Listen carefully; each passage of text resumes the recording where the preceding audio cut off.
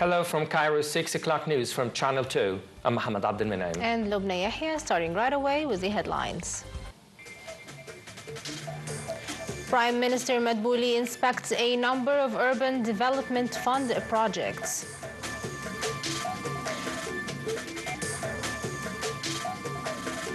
Hezbollah attacks Israeli air base intelligence facilities with drones.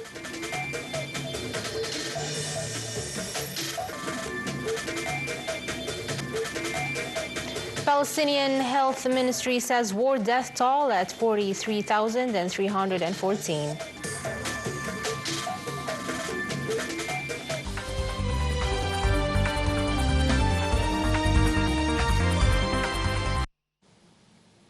Prime Minister Dr. Mustafa Madbouli asserted that the state paid great attention to various industries during the current phase, especially the industries that are being implemented in the North Harafiyin region in Al-Duwai'a. The Prime Minister remarks came during his tour in a number of urban development fund projects. Madbouli began the tour by inspecting the project of establishing a complex of craft workshops and alternative housing in North Harafiyin region in Al-Duwai'a.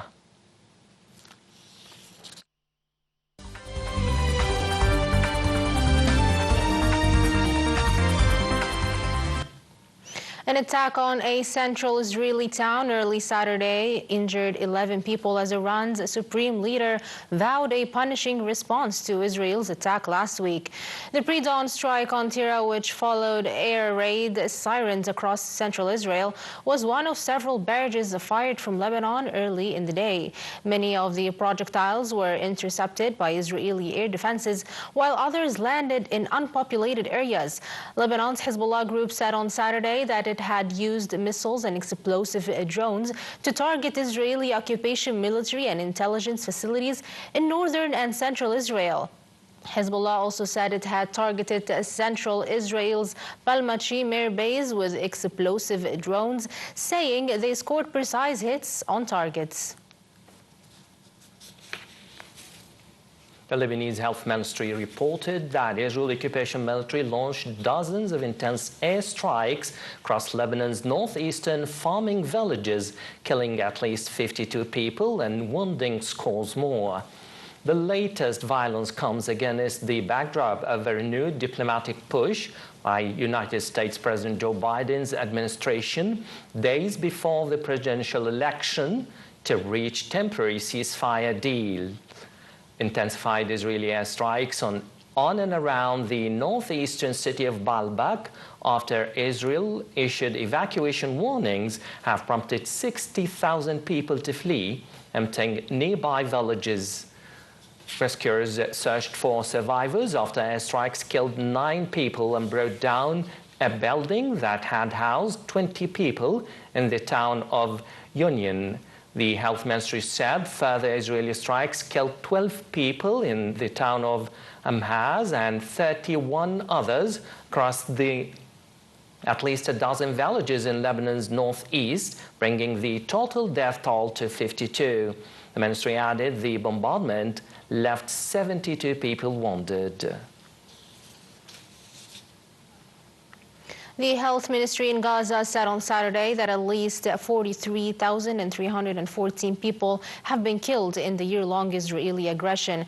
The toll includes 55 deaths in the previous 24 hours, according to the ministry, which said 2,019 people have been wounded in Gaza since the war began on October 7, 2023. More details follow. A number of Palestinians were killed and others were wounded in Israeli occupation airstrikes on Gaza City and in central Gaza. Local sources said 3 Palestinians were killed in the northwest of Gaza City. In central Gaza, 5 were killed and others wounded in a bombing in Nusayrat camp in the central Gaza Strip. Hospital officials say Palestinians recovered the bodies of 25 people killed in a barrage of Israeli aerial strikes that began on Thursday. Israel has stepped up its offensive against Hamas. Hamas's remaining fighters in Gaza, pulverizing areas in the north and raising fears of worsening humanitarian conditions for civilians still there. Israel also pressed on with its bombardment of Gaza on Friday, where a barrage of airstrikes hit central Gaza's Nusayrat refugee camp, and according to health officials, killed at least 21 Palestinians, including an 18-month-old and his 10-year-old sister. Israeli strikes also hit a motorcycle and a house in Deir el-Balah, killing 4 people, according to hospital officials, bringing Friday's overall death toll in Gaza to 25 people. Israel said it targeted Hamas infrastructure and the militants operating near the refugee camp, but did not comment on the airstrikes outside the camp. It said it was aware of reports of civilian casualties and was investigating. In a separate announcement, the occupation army said an airstrike in a vehicle in Gaza's southern town of Khan Yunis killed a senior member of the Hamas political bureau, Izzeddin Kassab, and his assistant, Ayman Aish. Hamas confirmed the death of Kassab was not well known to the public. Israel alleged he was a coordinator between militant groups in Gaza. Israel's blistering war in Gaza has killed more than 43,000 Palestinians since October the 7th, 2023. Palestinian factions said they killed and wounded 15 Israeli soldiers in an attack on a house they used as a shield with a TBG projectile in Jabalia camp in the northern Gaza Strip. Palestinian resistance have announced targeting an Israeli armored vehicle while entering the camp in northern Nusayrat in Gaza City with 107 missiles. Health authorities in Gaza said that the Israeli occupation forces are continuing their fierce attacks across the Gaza Strip.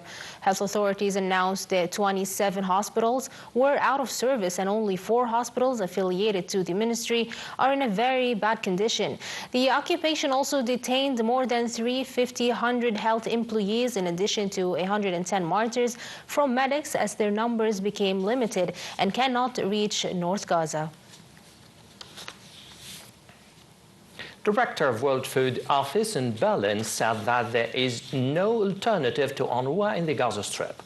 UN food agencies earlier warned of deadly hunger levels in the Palestinian territories. Conflict is driving most of the acute food insecurity in all those areas analyzed by the Food and Agriculture Organization and the World Food Programme. The report said humanitarian action was urgently needed to prevent starvation and death in the Palestinian territories. The report added a surge in hostilities in the Gaza Strip has raised concerns that the worst-case scenario of famine will materialize. It estimated that 41% of the population, or 876,000 people, will face emergency levels of hunger from November until the end of April. Prime Minister Benjamin Netanyahu's office said that Israel's cabinet passed a budget for 2025, ramping up defense spending amid the war in Gaza and Israel's invasion of Lebanon. The budget, which must still be approved by Israel's parliament before taking effect, increased allotted defense spending to at least $27.2 billion, though that could increase to $40 billion pending further cabinet discussions. The United States announced the deployment of additional military assets to the Middle East, including ballistic missile defense destroyers, long-range B-52 bomber aircraft, serving as a warning to Iran as it and Israel trade tit-for-tat strikes. The Pentagon said in a statement that deployments would take place in the coming months and demonstrated the flexibility of the U.S. military movements around the world. It added that the United States will take every measure necessary to defend its people. Iran's supreme leader on Saturday threatened Israel and the U.S. with a crushing response over attacks on Iran and its allies. Ayatollah Ali Khamenei spoke as Iranian officials are increasingly threatening to launch yet another strike against Israel after its October 26 on the Republic that targeted military bases and other locations and killed at least 5 people. Kiev's Air Force said on Saturday that Ukrainian air defenses destroyed 39 of 71 Russian drones launched during Moscow's latest overnight airstrike on Ukraine. It added that 21 drones were locationally lost and that 5 had turned back to Russia. Russia unleashed its latest overnight drone strike on Ukraine, targeting the capital Kiev in an attack that lasted until late morning and wounded at least 1 person. City officials said that debris from downed drones struck 6 city districts, wounding a police officer, damaging residential buildings, and starting fires. Earlier, Kiev's military said that Moscow's forces had launched more than 2,000 drones at civilian and military targets across Ukraine in October alone. Ukrainian President Volodymyr Zelensky called on Ukraine's allies to stop watching and take action to tackle the presence of North Korean troops in Russia before they start confronting his country on combat. Zelensky said North Korea had made progress in its military capability, missile deployment, and weapons production, and now, unfortunately, they will learn modern warfare. He added that Ukraine had pinpointed every location where North Korean soldiers were posted in Russia, but Kiev's Western allies, he said, had not supplied the long-range weapons needed to strike them. U.S. Vice President Kamala Harris and election rival Donald Trump traded bobs across battleground states before converging on Wisconsin's biggest city for competing rallies. A dramatic split-screen image in the final days of a volatile presidential race. More than 70 million Americans have already cast their ballots, 45% of the 2020 total, ahead of Election Day on Tuesday. Opinion polls showed Trump and Harris running dead even, with victory depending on who prevails across the 7 swing states. Both held a full day of campaign events, with Harris attending rallies and visiting a union hall in Wisconsin, while Trump stumped for votes in neighboring battleground Michigan. Spanish Prime Minister Pedro Sánchez said on Saturday that the deadliest flash floods in Spain's modern history have killed at least 211 people and dozens were still unaccounted for days. 4 days after torrential rains swept the eastern region of Valencia.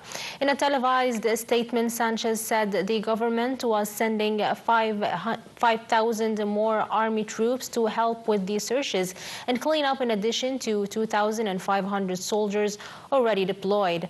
The tragedy is already Europe's worst flood-related disaster since 1967, when at least 500 people died in Portugal.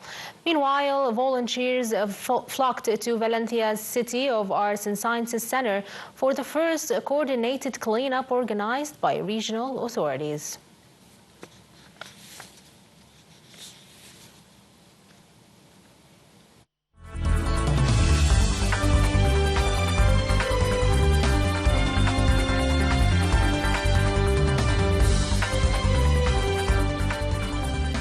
Fitch Rating announced that it has upgraded Egypt's long-term foreign currency issuer default rating from -B to B with a stable outlook.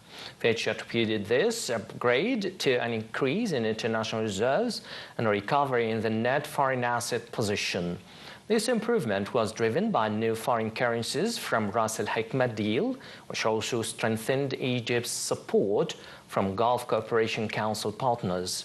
Additionally, there has been an estimated increase of nearly $17 billion in non-residential holdings of domestic debt since February. Representatives of the United Nations agencies and international institutions have reaffirmed their commitment to supporting the Egyptian government's vision toward promoting economic development and reinforcing macroeconomic stability. The commitment was expressed during an extensive meeting held by Minister of Planning and Economic Development and International Cooperation Rania Al-Mashat with UN Resident Coordinator in Egypt Elena Panova and representatives from around 20 UN agencies, as well as delegates from the World Bank and the Islamic Development Bank. The meeting involved discussions on the economic development framework, investment governance measures, and future priorities for enhancing economic development efforts. Minister of Environment Yasmin Fahad participated in the official side of the coming Biodiversity Fund launching the call for project proposals during the 16th Conference of Parties to the UN's Convention on Biological Diversity, which opened in Cali, Colombia. The event, organized by the UN Environment Program and China's Ministry of Ecology and Environment, aimed to announce first round of incentive-funded projects from the Kunming Montreal Global Biodiversity Framework during the event. Fayad said that Egypt accepted China's invitation to join the board, recognizing the essential biodiversity conservation plays in sustaining life on Earth.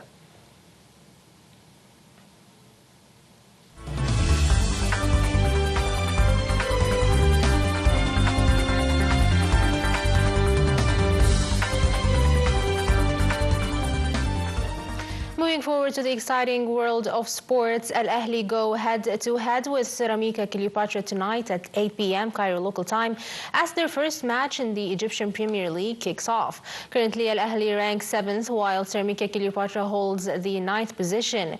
Ceramica Cleopatra are looking to bounce back from a recent 2-1 defeat to Al Ahly in the Egyptian Super Cup semi-final.